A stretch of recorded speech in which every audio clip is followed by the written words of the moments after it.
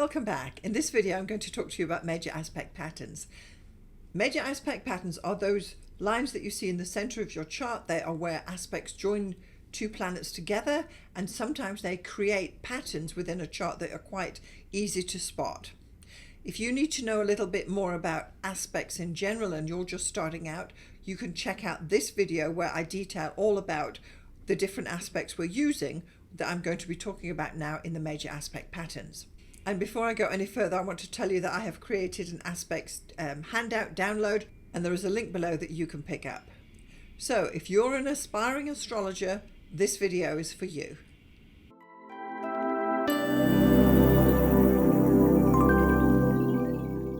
Right, so let's get to it. Major aspect patterns are the patterns that are formed between planets within your chart. They will show up as different shapes and they will generally be in different colors within your chart. Now, your chart may have many major aspect patterns, or you could just have one pattern, or maybe you don't have any at all. It does depend on the way your chart is laid out. Not everybody will have every pattern. Perhaps you have a T-square and a stellium or something like that. Or again, as I say, maybe you don't have any patterns at all. If you do have patterns, we want to consider them because this is where the dialogue and the main storylines will lie within your chart. Very interesting work. I do love aspect work, and I do have a series of aspect videos, and there's a link below that you can check them out if you want to go and have a look at those. Okay, let's get started. So let's get on to the major aspect patterns. A major aspect pattern is created with planets that make up a pattern. Do not use points to make up a pattern. So you're not going to be using the ascendant and the midheaven and the north node and the part of fortune and so on. You're only going to be looking at planets that will make up a pattern, because as you know, the planets are the energy within a chart. So certainly you're not going to be using the ascendant, descendant nodes, part of fortune, or the vertex. So the major aspect patterns that we're going to go over today are the stellium, the grand cross, the grand trine, the T-square, the mini grand trine, the mystic rectangle, cross of David, a kite, Thor's hammers, yods, and the quintile arrow. So these are the 11 major aspect patterns that we're going to go over today. First up, we have a stellium. A stellium is defined as 3 or more planets within an 8-degree orb. And this would be an example. You would have a cluster of planets together within a chart.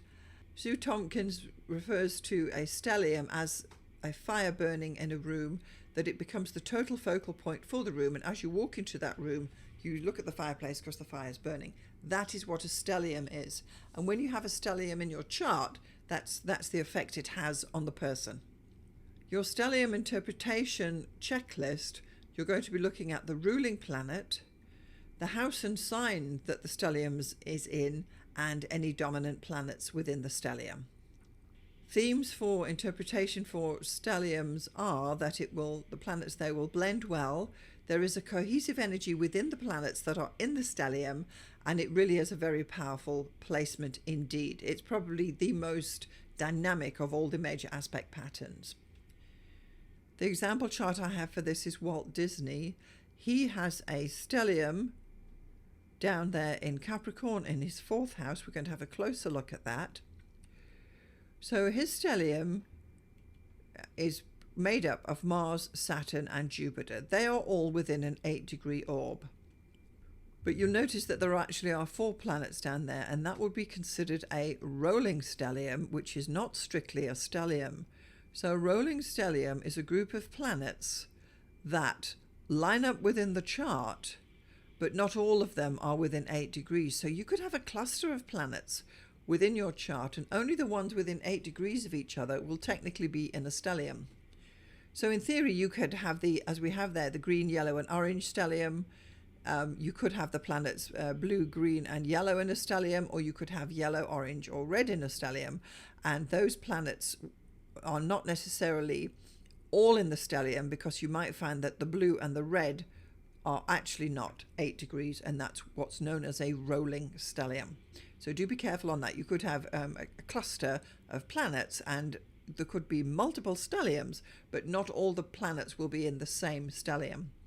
So this is the one we're looking at now. If we look more closely at his chart, what is not strictly a stellium? So Chiron conjoins Mars, Mars conjoins Saturn, Saturn conjoins Jupiter, but Chiron does not conjoin Jupiter. So this is not a 4-planet stellium.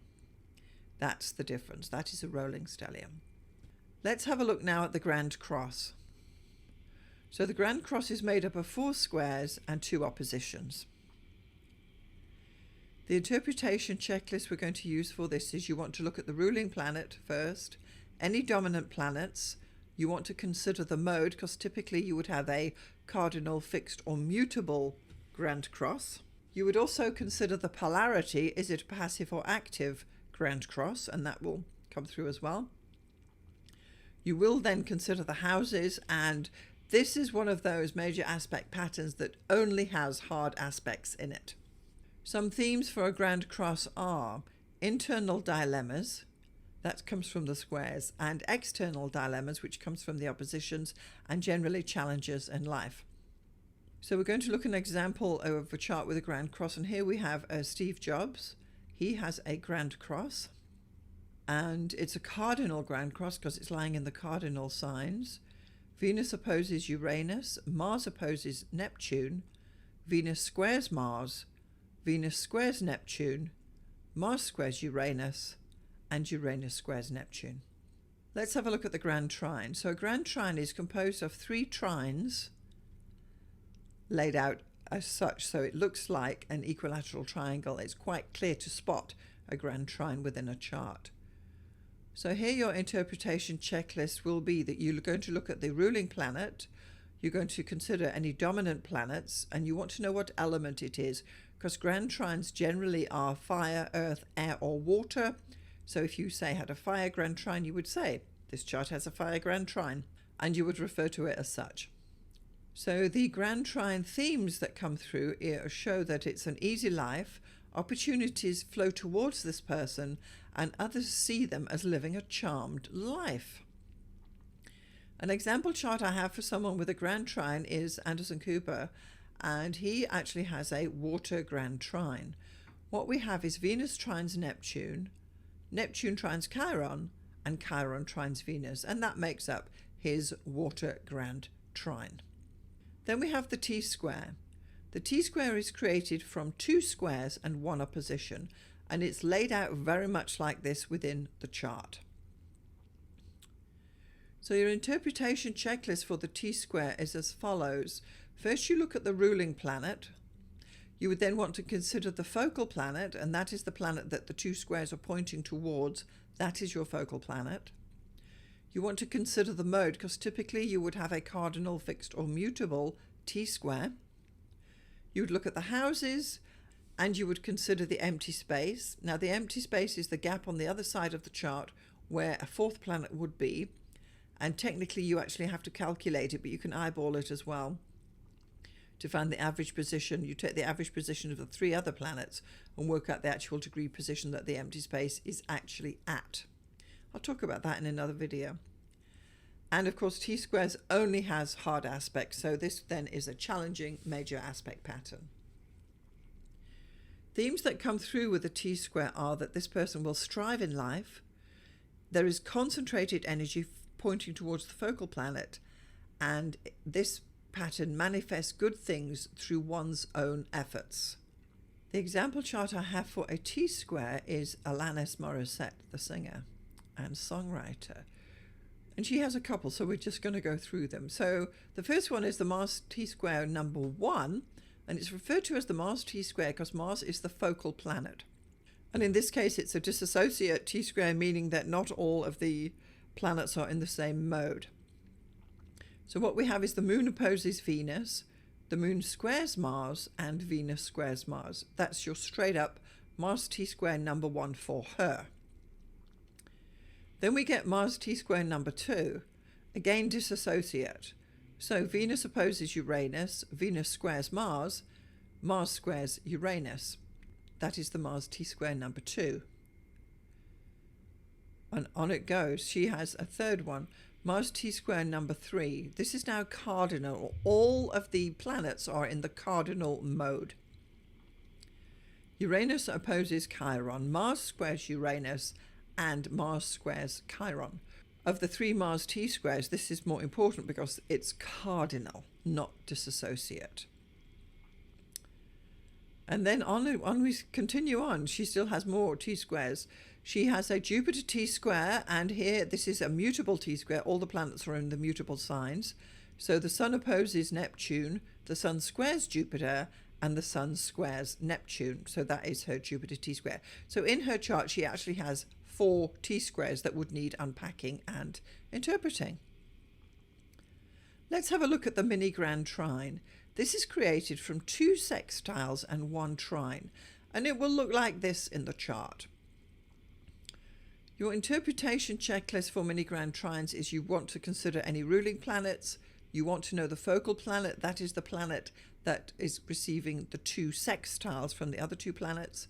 You would consider the polarity, because this would typically either be an active or a passive mini grand trine, and you would also look at the houses that it's laying in, and this aspect only has soft aspects, so it's a more gentle major aspect pattern.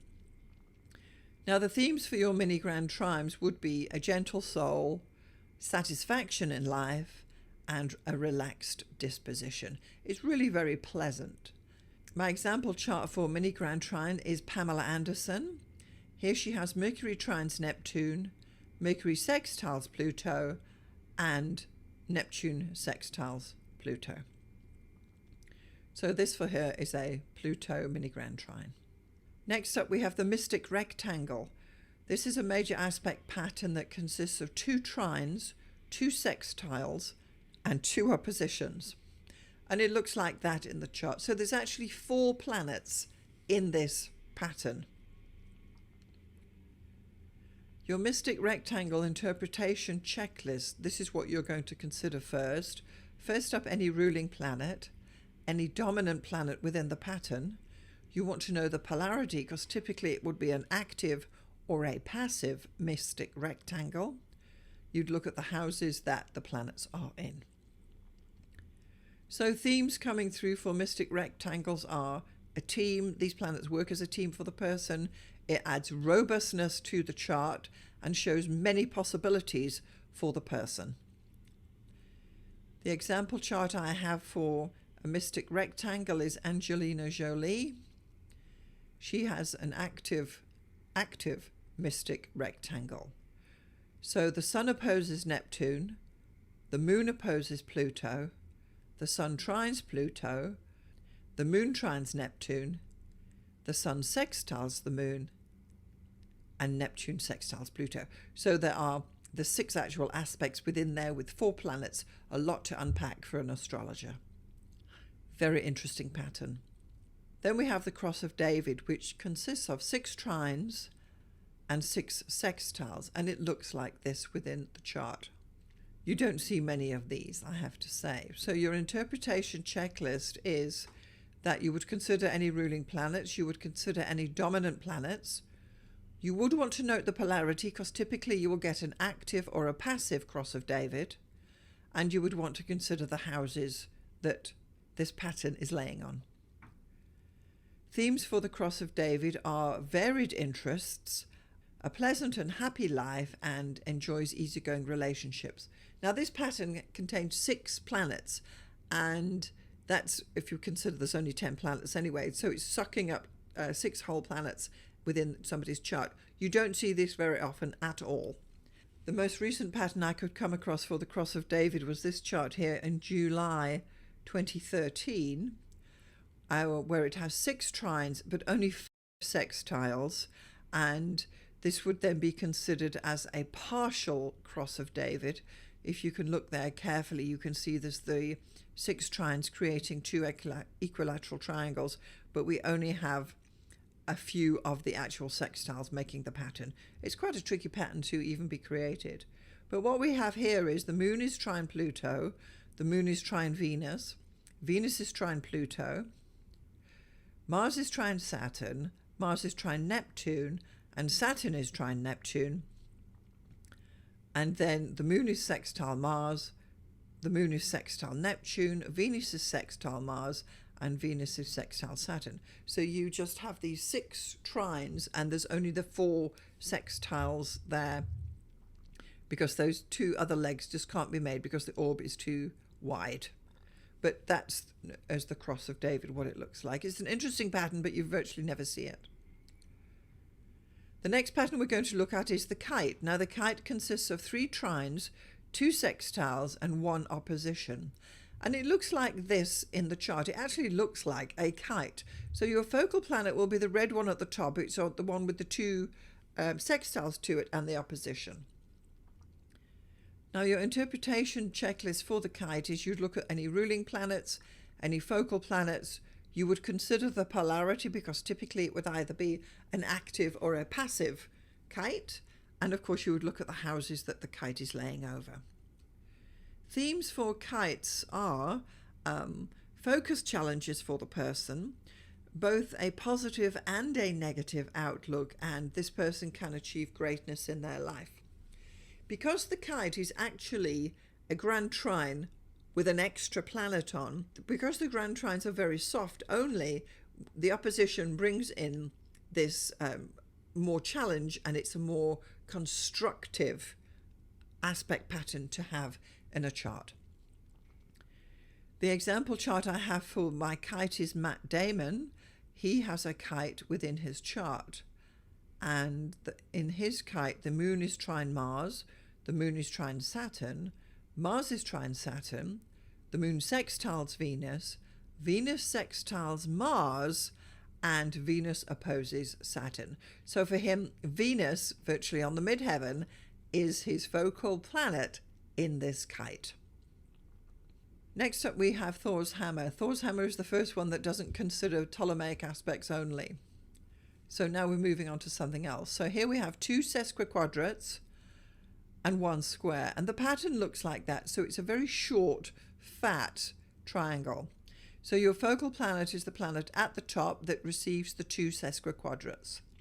Your interpretation checklist for the Thor's hammer is you would look at the ruling planet, the focal planet, the houses that these planets are in, and note that this is only hard aspects, so we know it's going to be challenging and manifesting. Themes for the Thor's hammer are that there is very often no answer to whatever the issue is.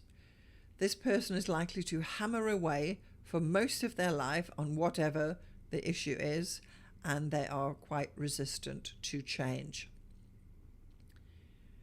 The example chart I have for a Thor's hammer is Frank Sinatra. He has 2 Neptune Thor's hammers. He's got the Sun square Chiron sesquiquadrate Neptune, and he has Mercury square Chiron sesquiquadrate Neptune. So there are 2 Neptune Thor's hammers laying there in his chart, pointing to, of course, Neptune conjoined the midheaven in Leo. So again, famous people. The next pattern we're going to look at is the yod.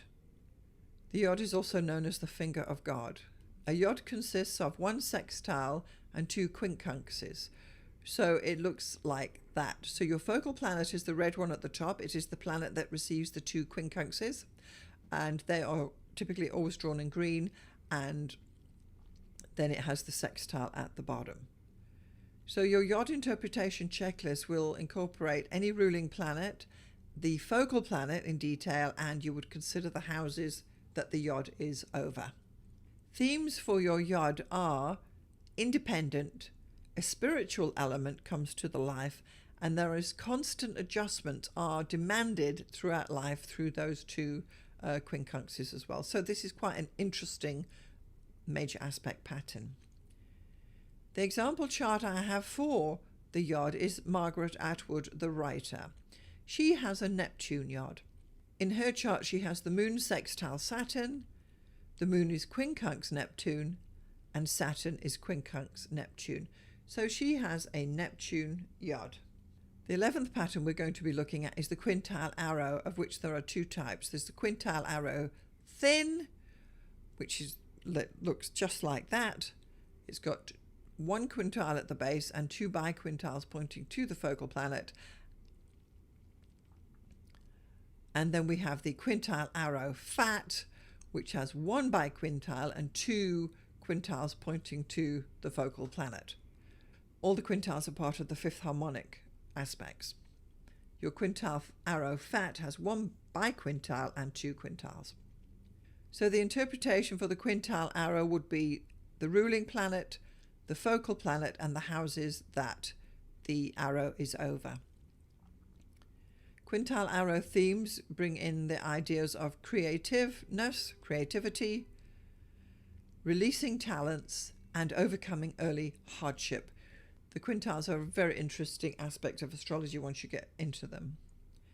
So the example chart I have for the Quintile Arrows is Tina Turner. Tina Turner has a Venus Quintile Arrow. You can see it pointing there in blue. So she's got Uranus Quintile Pluto, both biquintile Venus. So her Quintile Arrow is pointing to Venus. Another person with Venus Quintile Arrows is Jim Carrey.